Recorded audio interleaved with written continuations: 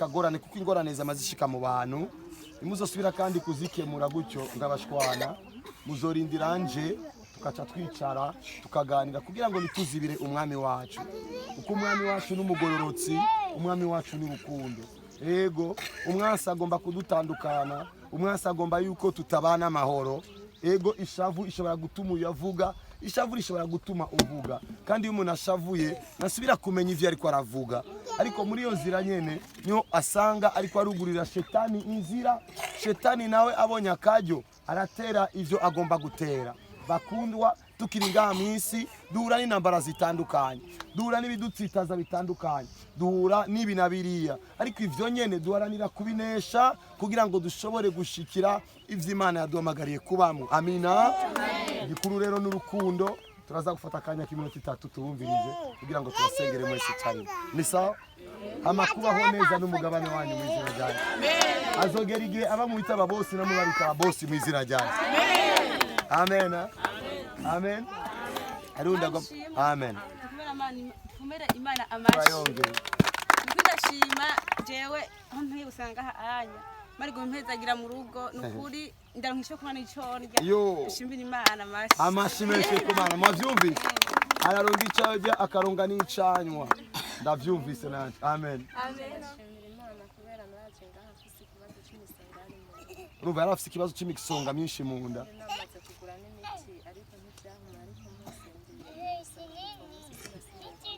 Haleluya amashi menshi cyane ku Mana Mana y'umwijuru ego inahe ni nyinshi ndagenda shima Imana ko naregeza kugira yuko aho bari banyivye guhera nyene nakoresha ego ngoma muhira nyene nkabona iyo nje niyo kugira ngo nge cyane nakunda kuyumvira kibazo cy'abana ati mbe bazobaho gute ariko Imana yabonye ko nkoshaka kwigwanira ibari ingwanira ndashima Imana rero ko yakoresheje umuntu atari no mu Burundi yamukoresheje kandi amukoresheje umunsi wa gatatu turi ngaha nabonye umuntu ahagaze hajya kumbera aje kurabaje ku gico kibazo cy'ubuzima bw'iwanje ariko ndashima Imana ko yamukoresheje hama akibukuzima bw'iwanje nkarinda bibereye dukomera Imana amashi amashi menshi rero mutamutahura ikindi kintu iyo igihe yabimbwiye afise ubwoba afise ibibazo bizogenda gute akibimbwira mu mutwe ndabaza Mana ni je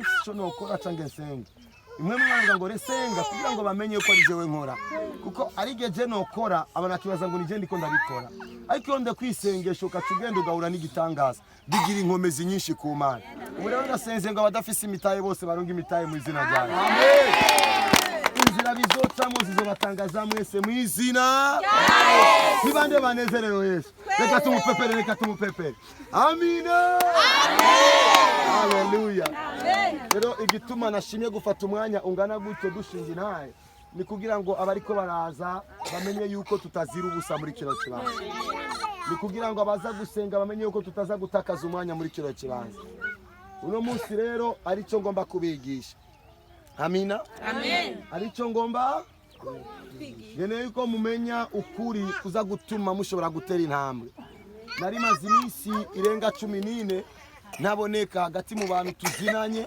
kuko nari nagiye mu mwiherero nari nagiye kurondera ubwiza bw'Imana amasohotse naho cashikira mu bikorane vyinshi kuva ku munsi wa 4 ku munsi wa 5 mijoro ryose ku munsi wa 6 nariko ntegura abakozi y'Imana ijoro ryose ku munsi wa Mungu mu gitondo ndigisha ndaja kubatiza ku munsi wa Mungu mu gitondo ndigisha kandi ku mugoroba ndigisha ku munsi wa mbere nirigwa nakira umugwi w'abantu bari bavuye muri Kongo bakeneye gufashwa ku mugoroba kandi subira mu gikorane uno munsi rero Imana igiriye ubuntu kubanga ejo kandi ndasubira kwirigwa mu ishenyo nigisha kugeza saa 9 uno munsi Imana igiriye ubuntu kuza ngaha ubu n'ubuntu budasanzwe Imana inkorera bakundwa bana b'Imana Imana nitanguza umugambi kubw'ubusabusa gusa abo babahombe nibo ifata minenengo iyo aje umuntu avuga ngo mwabana muze ndabagirira neza abaza arabagirira neza abataje nabo naca bagirira ariko baca bagoma mu bibi bari barimo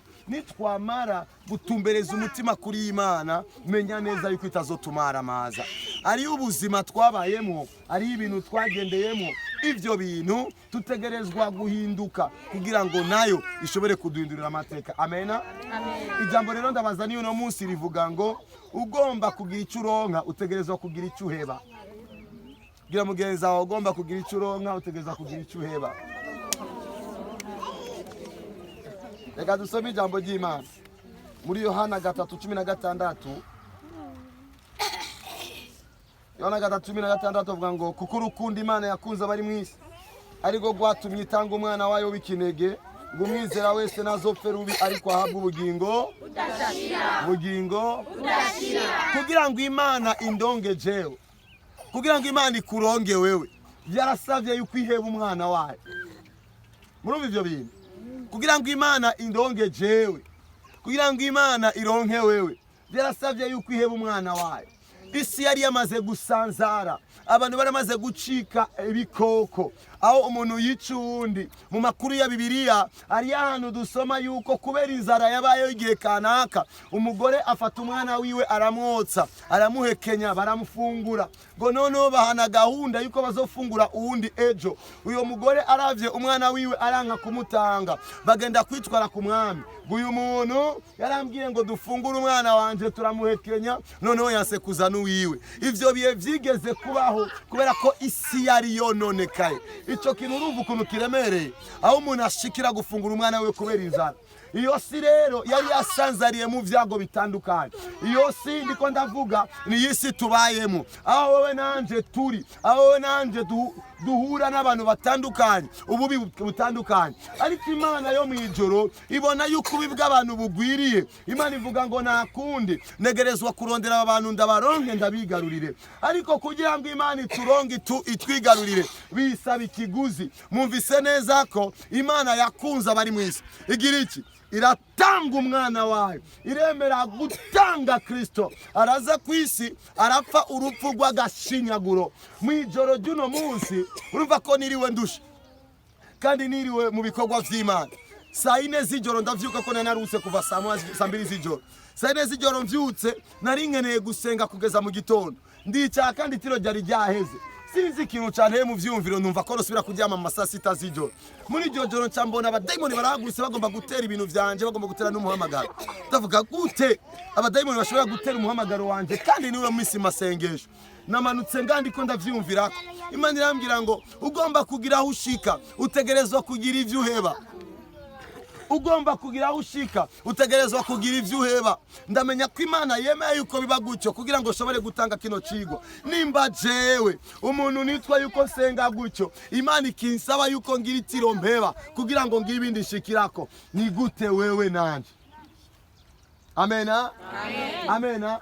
Igihe rero nariko ndabaraba muri ko murajabuka ngaha, nariko ndavuga ego mana, iyo umuntu agomba kugira hashika ategerezwa kugira ivyo aheba. Kuko kugira ngo uhebe itiro urumva kakabeho ukuntu karyoshe. Agakabeho niko kabeho kambere abantu bajyamamo bakajyama amahoro. Ariko wewe kubera ko ufise icyo ukeneye wagize iki? Wahagurutse. Nariko ndabaraba bamwe bagera haja akarabugura uruzi akaraba ivyondo, subira inyuma. Agatima kamwe ngo subira inyuma, akandi nako ngo jayo, akandi nako subira inyuma, akandi nako jayo. Reka ndakubwire kajya gatima kavuga ngo subira inyuma ujya ni shetani. Niko kagatima kakubwira ngo jyama sha urarushe, none kuva wasengeye. Ako nagatima kumwasi gatinya yukugira ushiki, ariko umutima w'inkomezi ukubwira ngo naho no bihonyoramo uko ngiye hariya siko nza kugaruka kuko ngiye guhura n'Imana. Amina. Rero ubuzima bw'abantu dutegerezwa kumenya yuko dutegerezwa kugira ivyo duheba. Byarasavye yuko mpeba urumogi kugira ngo shobore kuronga umwanya wo kumviriza mpemu yera. Byarasavye yuko mpeba agacupa kugira ngo simboregwe sinzirireko ndonga umwanya wo kwibuka indoto. Byarasavye yuko mpeba itiro kugira ngo nzindukire ngaha. Muribuka yuko nazinduka ngaha buri munsi ndiko ndasenga. Kumba Imana ariko irategura kino gicaniro. Byarasavye yuko mpeba icyumba nzindukire ngaha. Icyo gihe cyose senga nk'umusazi, Imana indaba, abarengana ngabandaba. Uyu muntu ari mu biki? Uyu muntu ariko arondera ibiki? Nanje narasenga cyane semerera kugezaho namenye n'ukuntu inyoni bazirukana. Ibi navyo nariza bimenye ngaha. Kubera kuzinduka buri munsi nangura kumenya n'amabanga y'abarimyi noneho ubuntu bw'Imana kumbe bwariko burategura gukira. Murumva abantu bose bariko barashinga intaye kubera ko hari umunsi nagize ico mpeba. Uno munsi ushobora kugira ico uheba arawutobona inyungu yavyo kuri uwo munota, ariko ejo nejo bundi intaye zizoshingwa bamenye yuko ufise ico aheba afise ico aronka. None iyo ntari guheba iryo tiro ngo nze ngahashimira Imana, senga Imana, uyu muntu iyo misonga yari kujaye, uyo muntu iyo ngwara yari kuba imugejeje he, uyo muntu izo ngorane za kwaje mugejeje. Ariko wategerezwa kugira icyo uheba. Ingorane ibaho kwisi nuko mwasi atangura kugutahuza. Reka kuja gusenga kuva wasenge, gushobora kutabibona uno munsi ariko ejo ukabigumbira. Ndavugishijwe ku buzima bwanyu, akazoza kabateguriye ibitangaza mu izina ryanjye. Ivyo bitangaza akazoza akabateguriye turiko turavyubaka kuri uno munsi. Haleluya, haleluya. Imana mu ijuru bahezagire cyane. Cyagihe ngira mwiba mu kibenganza ino nategerezwa kugira icomeba. Nibuka kwigiye kimwe naje kubarabanga muhira dufise ikiriyo, ndavuga je sino kwicara ngaha abantu bariko bararira kandi yari ya hepfo ari abandi bakiri bazima bakeneye kubaho. Ndamanuka ngana ngura gusenga no gushinga intaye kubera ko hari ico nahevye. Imana irangoresha kumugurura umwana yaramugaye. Utegerezwa kugira ico uheba kugira ngo ugire ico uronka. Vuze ngo kugira ico uheba, raba muri wewe ingeso iriko irakubuza kunywana n'Imana, ihebe kugira ngo ugire ico uronka. Amina, haleluya. Raba we muri wewe ikintu ko kiragutwara kure y'Imana, gihebe kugira ngo ugire ico uronka. Raba muri wewe wa mugabo ariko aragukwegera mu vyaha atakindi ariko arakumarira, uhebe.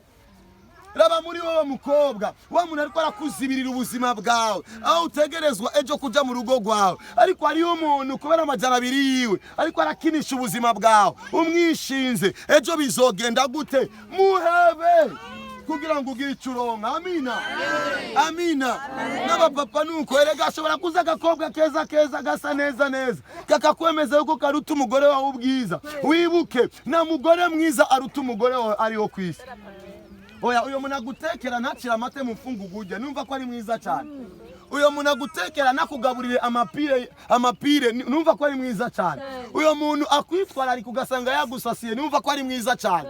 Uyo murundi muhurira mu ibarabara aba yirenganiye asasira wewe agasasira n'abandi majana 3 mu mabarabara, numva ko atabwiza bumuriko. Ushobora kumwibesha ko mu maso ariko ubwiza bw'ukuri buri mu mutima. Iyo rero ugomba kugira aho ugera utegerezwa kugira ivyo uheba. N'abagore nuko muri isi hari abagore bubahuka afise umugabo ariko akiyongera akandi bita agapine ka reserve. Ngo ni modoka zifise amapine ya reserve. Reka nababwire uko nukwibesha. Pine ya reserve bayishirako indi modoka ya indi pine yapfuye. None ofise pine ya reserve kandi indi pine itaratoboka, numva ko wayitoboye noneho. Imana idufashe cyane. Amena. Ariko Imana indungitse kukubwira ngo gira ico uheba kugira ngo ugire ico wakira. Ego gira ico uheba kugira ico wakira. None abavyeyi turi ngaho nitwagize amafaranga duheba kugira ngo abana bacu bagende kwishura. None abana bacu bariko barakira ubwenge ariko twaragize ico duheba. Ego kugira ngo ubone umwana arakuze aronse diplome uba waragwanye intambara, uba warihevye rimwe na rimwe, uba warahevye agasosi. Ego kugira ngo umwana agende kwishura. Uko niko bimeze. Amena, amena. Reka dufata akarerero kuganza igihugu, sivyo? Iyo abiwabo batari kwemera guheba udufaranga bari bafise bagende bamugurire uniforme, uno munsi byari kuba bimeze gute? Amina, amen. Numva ko bifise aho vyatanguriye. Wewe umubona uno munsi ukavuga ngo yo icoma nanje umwana wanje, icoma umwana wa kazoba hariya azoja yo gute utari kuraheba ibintu kugira ngo agende kwishure?